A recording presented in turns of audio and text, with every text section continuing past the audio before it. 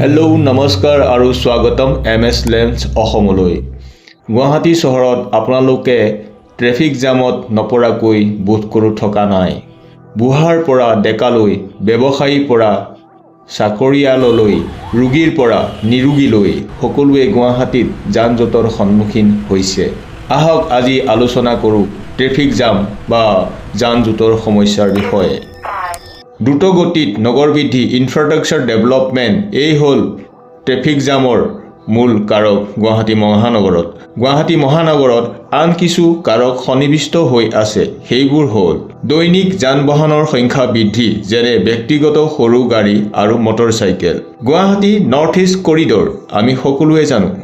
গতিকে গুৱাহাটীত ব্যৱসায় বাণিজ্য, শিক্ষা, চিকিৎসা আদিৰ কাৰণে যথেষ্ট লোকৰ সমাগম ঘটে, যি ট্ৰেফিক জামত প্ৰভাৱ পেলায়। স্পেচিয়েল ইভেণ্ট আৰু লোকেল হটস্পট যেনে চহৰৰ মাজত বা কাষত বিশেষ অনুষ্ঠান, সভা সমিতি, বৃহৎ ৰেলী, VIP, VVIP আদিৰ আগমনত পাৰ্কিঙৰ সুব্যৱস্থা নথকাটো এক প্ৰকাৰৰ ট্ৰেফিক জামৰ প্ৰভাৱ পেলায়। অপৰ্যাপ্ত আৰু কিছু পৰিমাণে অসংগঠিত ৰাজহুৱা পৰিবহণ ব্যৱস্থাই জনসাধাৰণক ব্যক্তিগত গাড়ী বা দুচকীয়া বাহনৰ ওপৰত নিৰ্ভৰশীল কৰি তোলে। এক অন্যতম কাৰক ট্ৰেফিক জামৰ। বৰ্তমান গুৱাহাটীত যান বাহনৰ অনুশাসন আৰু ব্যৱস্থাপনা অতি দুৰ্বল। অসাৱধানতাৰে গাড়ী চলোৱা, ৰেড লাইট অনুসৰণ নকৰা, হঠাৎ লেন সলনি কৰা আৰু কিছুমান বাণিজ্যিক বাহন চালক, বিশেষকৈ চিটি বাছৰ অঘোষিত প্ৰতিযোগিতামূলক ড্ৰাইভিঙে যান জঁটৰ পৰিস্থিতি অধিক ভয়াৱহ কৰি তোলে।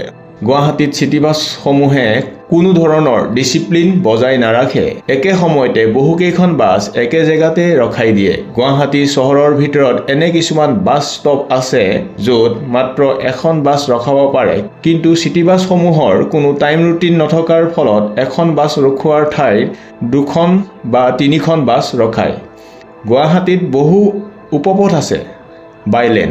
গুৱাহাটীৰ মূল পথ যেনে GS road, RG Barua road, AT road, Beltola road যান জঁট হোৱাৰ উপৰিও এই বাইলেনবোৰতো যথেষ্ট যান জঁট হয়। ইয়াৰ এটা মূল কাৰণ হ'ল পথৰ কাষত অবৈধভাৱে ৰখাই থোৱা বাহন। বাইলেনবোৰ মূল পথৰ তুলনাত যথেষ্ট সৰু হয়। তেনে অৱস্থাত তাত সৰু গাড়ী ৰখাই গাড়ীৰ গৰাকীয়ে নিজৰ ব্যক্তিগত কাম কৰিবলৈ যায়, যাৰ ফলত অন্যান্য যাত্ৰীসমূহৰ যথেষ্ট ট্ৰেফিক জামত ভুগিব লগা হয়। গুৱাহাটীত ট্ৰেফিক ছিগনেলবোৰ যথেষ্ট বিসংগতি দেখা যায়। মডাৰ্ণ ইণ্টিগ্ৰেটেড ট্ৰেফিক ছিগনেল বহু আগতেই ইনষ্টল কৰা হৈছে, যিয়ে প্ৰকৃত যান বাহনৰ প্ৰৱাহৰ সৈতে সমন্বয় কৰিব নোৱাৰে। অৱশ্যে আমাৰো দোষ নথকা নহয়। উদাহৰণ হিচাপে ভেটাপাৰা ট্ৰেফিক ছিগনেলৰ কথাকে কৈছোঁ।